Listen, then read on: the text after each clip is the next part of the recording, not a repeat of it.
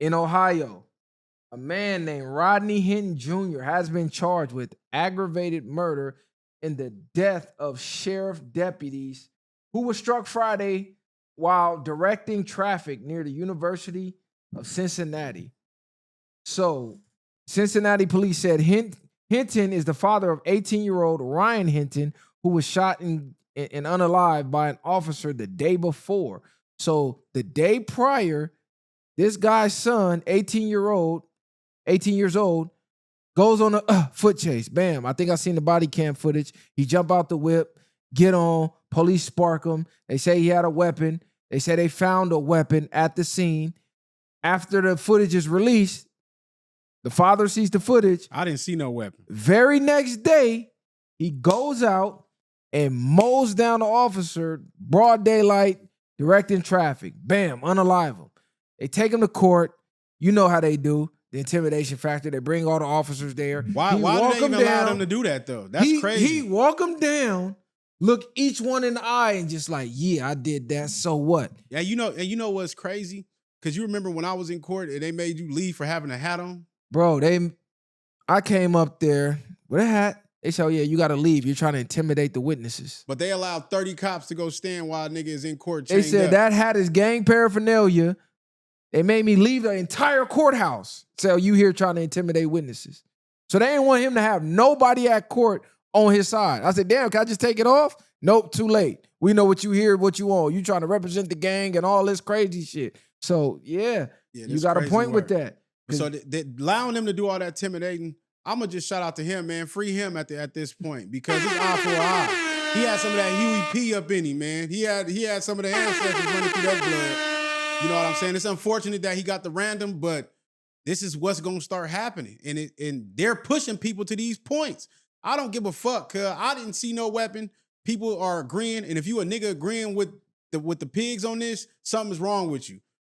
All skin folk ain't kinfolk at this point. We need to get this nigga a GoFundMe. Get him a lawyer. Oh, he got a GoFundMe. It's up. We need to. Everybody needs to donate. Yeah, we need to donate. Get his GoFundMe to 1 million. Because realistically, this is the only way to stop this type of stuff from happening. You know when they start feeling it. You know what be happening? These cops be out of shape and fat and don't want to chase these niggas down. Yes, the boy was wrong for stealing and committing crime, doing what he was doing. But for him to deserve to lose his life for that? No. Because you got sentences and time in court to be judged on that. So the dude, I seen him jump out. The little nigga looked like he had burners. He put the jets on. He was already getting up out of there. And they told him some, gun, I see a gun. He got a gun, right hand, left hand, whatever he chooses to say. And they got the sparking on him, over sparking on him, and you knocked him down. It's unfortunate. Yes, he shouldn't have been committing crime. I know all of this, though. But still, at the end of the day, it's an eye for an eye. And we damn near need to be at this point. Because even when you think about the law, people woke up one day and said, as me as a human, you as a human, let's put something together and start arresting people and locking them up. That's crazy. Because if the animal kingdom, that's just like whoever wanted to be strong enough to take over. That's all that really happened. We need some law in the world, and we're going to make the rules up, and we're the police now. That's all niggas did, because y'all humans just like us. So y'all had a right to take a nigga life. Hey, he felt the same way. Exactly. So, you know what I'm saying? So what it looks like, they went down to the police station to talk with the cops about what happened, and that's where they presented the body cam footage. So they said the family obviously was distraught. And they said after the meeting with the police department, Ryan Hilton's father left in his own vehicle, and that was the last they heard of him. And from him until about learning about the tragic incident involving dude that he ran over, the cop that he ran over at the University of Cincinnati. So he seen that footage. He got out his mind after that. Said, what? Like he said, I don't see no weapon. Y'all found a weapon. I know my son. And even if he had a weapon, he didn't fire it. He didn't point it. He was running. He was probably trying to dump the weapon if he had one. But it wasn't enough for y'all to unalive him. So he took the law in his own hands, because we know how this goes. We know how we're going to investigate. Who going to investigate? Nah, but y'all, the same agency who unalive my son, y'all all in cahoots. And how many times we seen this play out? From Trayvon Martin to all these other kids that got unalived by people and nothing happen, or the cop beat the case. And didn't they just make it legal for cops to down niggas? Damn near, something like that. Yeah. But the only thing he gonna get some type of backlash for was he went and got a random cop. Like he just went and Nah, got that's why I said I think dude was that's why I said retired. it's unfortunate that he got a random cop, but he was out his mind after that. He felt like he lost everything, so he really didn't care about losing his life at that point. Yeah, they said that dude was retired and was serving in a special capacity with the department. So now that's one thing I'm gonna be clear. I'm standing on behind him, but I don't stand on going to go get the innocent one. You should have found your mans at that point. Right. Like if you're gonna take the vigilante justice, do your homework on some law-abiding citizen shit, and then get the one who got your son. Get him, get his partner. Like all of that is cool. So, like you said, going to get just any random innocent, but he was on some gangbang mindset. Because what you think we do in the hood? You find out where dude was from, and that's enough. Niggas don't care about going to get dude if you don't know, because you might just be like, man, that was the wooty woos that came through. Or I can't find him, so I'm gonna tell somebody. I can't find them, but somebody from your hood, this probably your homie, your cousin, but somebody close to you, I'm gonna make you feel it until you come out. So he wanted to make them feel it, and he acted on his emotion. Because they said as soon as he left that meeting, he got in his whip and went to go find something. So he probably wasn't thinking straight. If he would have just sat down, calmed down a little bit, he could have did some homework and found his man. So that's the only negative setback on it. But I mean, sometimes it might gotta be a random. Because how many of us that got mowed down randomly? Randoms, yeah. I seen a lady with a pot of damn water in her kitchen get domed, mowed down randomly. And we done seen this time and time again. And these is only the with stories. No repercussions. And these is only the stories that's brought to the forefront. It's many more stories of people getting maxed out or getting drilled down by the police, and don't nothing be addressed about it. So this needs to be a wake-up call. Hopefully this will be a wake-up call for them to start acting differently towards us when they encounter us in the streets. If you're that scared, where as soon as you see niggas, you got to start blowing, your ass shouldn't be a cop. Because when you go to your neighborhood, all of a sudden you know how to diffuse situations when the skin is a little brighter. When it's dark, all of a sudden training out the window, unload the clip. That's it. Everybody else, y'all know how to diffuse situations. They coming at y'all with machetes and all type of shit. Y'all running away from the perps. Like, come on, cuz we see this time and time again. And yes, the overall thing is he shouldn't have been committing crime. But whatever y'all want to say, don't bring up the Carmelo situation. I don't want to hear none of that shit. They still is supposed to be the police is supposed to be held to a certain standard and a certain byproduct of law, and you're not supposed to down a man unless threatened. So you can't even use the Carmelo. At least he was threatened in a sense. The nigga was no threat. He was fleeing. So for you to max him out, I don't even know how many times he got popped. I just heard 1,000 shots. So and you know they done been guilty of planting these firearms. We done seen the sheriffs in LA, they got a whole gang that you couldn't join until you catch a body, meaning you got to unalive one of these unarmed citizens out here. Then they let you in. They used to ride around with unmarked guns, ghost guns.